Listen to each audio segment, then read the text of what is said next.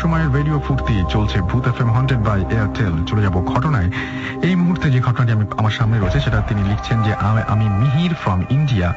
বাংলাদেশ আমার ভীষণ প্রিয়, ভীষণ ভালোবাসি বাংলাদেশকে। বাংলাদেশের প্রতি আমার এত টান কেন আমি জানি না। ইচ্ছে আছে সুযোগ পেলে একবার ঠিক বাংলাদেশ যাব। যাই হোক, তোমাদের ভূত এফএম এর স্টোরিগুলো বেশ ভালো লাগে। আমাদের এখানেও ভূত এফএম ধরে না, তাই আমরা নেট থেকে শুনি এবং একা স্টোরিগুলো শুনি। খুব ভয় লাগে, বেশ মজা পাই, এক কথায় ফাটাফাটি লাগে। যাই হোক, বেশি কিছু লিখলাম না, পারলে মেলটা পড়ো।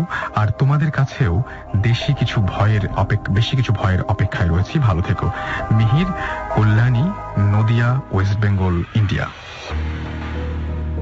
পড়ে ফেললাম ছোট্ট একটি ইমেল এবং তারপরে চলে যাব একটা ঘটনায়, এবং ঘটনাটি আমাদের পাঠিয়েছেন দেলোয়ার।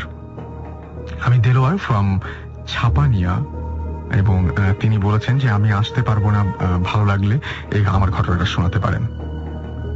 লিখছেন দেলোয়ার, আমাদের গ্রামের পাশ দিয়ে একটি কাঁচা সড়ক সরাসরি যুক্ত ছিল ফরিদপুর থানার সাথে।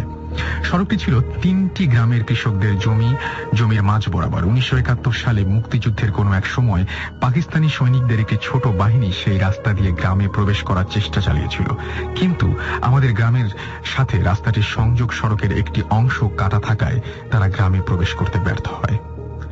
তারা সড়ক বরাবর থানার দিকে এগিয়ে যায় এবং স্বল্প সময়ে তাদের হত্যাযজ্ঞ চালিয়ে যায়, এবং মৃতের সংখ্যা কেউ বলতে পারে না, কারণ পাকিস্তানি সৈন্যরা হত্যা শেষে লাশগুলোকে রাস্তার পাশে একটা গভীর কুয়ার মধ্যে ফেলে দিয়ে যায়। কুয়াটা ছিল একটি হিজল গাছের পাশে। সেই হিজল গাছের আশেপাশে 2-3 মাইল শুধুই কৃষি জমি, কোনো বাড়িঘর নেই। সেই কুয়োর কোনো নিশানা আজ পাওয়া না গেলেও হিজল গাছটা ঠিকই সাক্ষী হয়ে আছে সেই নৃশংস হত্যাযজ্ঞের। সেই হিজল গাছ আর কুয়ো নিয়ে অনেক গল্প চালু আছে গ্রামে। রাতের বেলা অনেকেই নাকি এই গাছের পাশ দিয়ে যাবার সময় পানি পানি বলে আর্তনাদ করে। আজও নাকি হিজল গাছের পাশ দিয়ে আসার সময় মানুষ পথ হারিয়ে ফেলে। হিজল গাছ থেকে গ্রামের দূরত্ব আধা মাইলের মতো। ফরিদপুর থেকে রাতের বেলা বাড়ি ফেরার সময় অশরীরী কণ্ঠ শুনেছে এমন অনেক মানুষের দেখা পাওয়া যায় গ্রামে। এমনকি রাতের বেলা গ্রামে ফিরতে গিয়ে আধা মাইল পথ সারা রাতেও পার হতে পারেনি, এমনও অনেকের ঘটনা রয়েছে। যাই হোক, গ্রামে আমাদের আড্ডা। আমাদের ব্যাচের সবাই জড়ো হয়েছে সিনিয়র এক ভাইয়ের বাসায় পরের দিন একটা অনুষ্ঠানের দায়িত্ব বন্টনের উদ্দেশ্যে।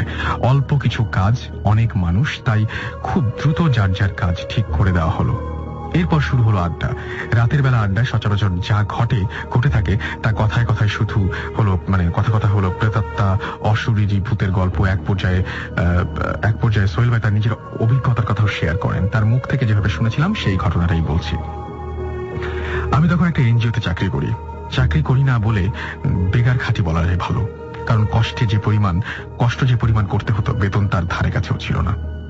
কিন্তু অন্য কোথাও চাকরি পাচ্ছিলাম না বলে আমি কষ্টটাই করে যাচ্ছিলাম। সকালে বের হতাম ঋণের টাকা তুলতে, ফিরতাম রাতে। সম্বল ছিল আমার সাইকেলটা। যে দিনের কথা বলছি সেদিন থানা অফিসে গিয়েছিলাম। সব হিসাব বুঝিয়ে ফিরতে রাত হয়ে গেল। রাত করে এর আগেও ফিরেছি, কিন্তু কোনো কিছু না ভেবে রওনা হয়ে গেলাম। সাইকেল চালাচ্ছি আপন মনে, কোনো দিকে খেয়াল নেই। দেওভোগ কৃষি জমির মধ্যে ঢোকার আগের গ্রাম পার হতেই কোনো মানুষের সারা শব্দ নেই। বেশ রাত হয়ে গেছে, গ্রামের কারো জেগে থাকার কথা নয়। এক হাতে টর্চ জ্বালিয়ে রাখতে হচ্ছে বলে সাইকেলটা গতি অনেক কম ছিল। হিজল গাছের কাছাকাছি হঠাৎ কি করে যেন কোনো কিছুর সাথে ধাক্কা খেয়ে আমি সাইকেলের নিয়ন্ত্রণ হারিয়ে ফেললাম। হাত থেকে টর্চ পড়ে গেল। সাইকেল থেকে নেমে টর্চটা উঠালাম, ঠিকই আছে, নষ্ট হয় নাই। আবার সাইকেলে চড়ে দ্রুত প্যাডেল চালালাম। আশ্চর্য কাণ্ড, আমি যত জোরেই প্যাডেল চালাতে থাকি সাইকেলটা মোটেও এগুতে চায় না। ভয় আমি শেষ। শরীরের সবটুকু শক্তি দিয়ে প্যাডেল মারছি, কিন্তু সাইকেল এগোচ্ছে পিঁপড়ার গতিতে। আমি ঘেমে একাকার। কেন জানি মনে হচ্ছে এই পিছন থেকে কেউ একজন সাইকেল টেনে ধরে আছে, কিন্তু পিছনে তাকাবার মতো সাহস আমার নেই। প্রাণপণে সামনে এগুতে চাইছি। হাতে একটা টর্চ আছে, সেটাও ভুলে গেছি। আবছা আলোয় রাস্তায় যেটুকু দেখা যায় সেটুকু দেখেই রাস্তায় ধরে এগোতে হচ্ছে।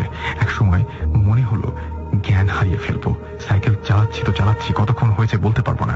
একসময় মনে হলো আমি মনে হয় খালি খালি সাইকেল চালাচ্ছি, কোনো লাভ হচ্ছে না। যেখানে ছিলাম সেখানেই আছি, কারণ এইটুকু রাস্তা সাইকেল চালিয়ে যত ধীরেই যাক পার হতে এত সময় লাগার কথা না। সাথে সাথে মনে পড়ে গেল হিজল গাছ আর কুয়ো নিয়ে শোনা গল্পগুলো। জোর করেও মন থেকে দূর করতে পারছি না। সাইকেল কেউ টেনে ধরে আছে, এই বিশ্বাস তখন আমার মনে একেবারে চেঁকে বসে আছে। এবার বাঁচা মরার প্রশ্ন, ভূতের হাতে কি প্রাণ দিতে হবে নাকি? সাহস করে পিছনে তাকালাম, না, কেউ নেই। কেউ টেনে ধরে নেই আমার সাইকেল। টর্চ জ্বালিয়ে পেছনের চাকা পরীক্ষা করলাম, না, কিছুই হয় নাই। আবার সাইকেলে চললাম, বিসমিল্লাহ বলে প্যাডেল চালালাম। কোনো লাভ হলো না। সাইকেল সেই আগের মতোই ভারী, কিছুতেই এগোতে চাইছে না। এভাবে কতক্ষণ সাইকেলের সাথে যুদ্ধ করলাম বলতে পারবো না, তবে প্রাণপণ চেষ্টা করে যাচ্ছি। গ্রামের দিকে এগিয়ে যাবার, একটু একটু করে এগিয়ে যাবার যাচ্ছি। গ্রামের সীমানায় প্রথম বাড়িটা দেখার সাহস আরো বেড়ে গেল। শরীরের যেটুক শক্তি অবশিষ্ট ছিল তার সবটুকু প্রয়োগ করে দ্রুত সেই বাড়ির উঠোনে এসে দাঁড়ালাম। তারপর কোনো কথা না বলে সাইকেল থেকে নেমে শরীরের সবটুকু শক্তি দিয়ে মারলাম সাইকেলের পেছনে এক লাথি। শব্দ শুনে বাড়ির মালিক বের হয়ে এলেন। আমি পরিচয় দিয়ে জানালাম ভয় পেয়েছি। তারপর এক গ্লাস পানি খেয়ে রওনা দিলাম বাড়ির দিকে। এবার মহা আশ্চর্য হলাম, কারণ আমার সাইকেল ঠিকই আছে। এখন ভারী মনে হচ্ছে না, ঠিক চলছে তুফানের গতি।